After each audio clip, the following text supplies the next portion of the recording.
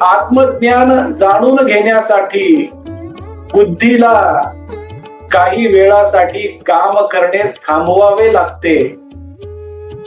हृदयातील भावना सद्भावनेत रूपांतरित करावे लागते.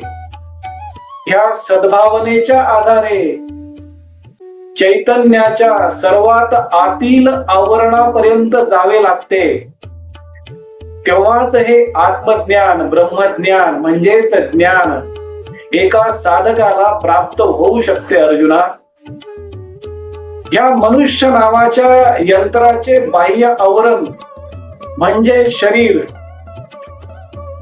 त्याच्या आतील आवरण मन, शरीर मन ह्याच्या आतील आवरण बुद्धी, शरीर मन बुद्धी झाल्यानंतर हृदयाचे आवरण येते आणि ह्या सर्वात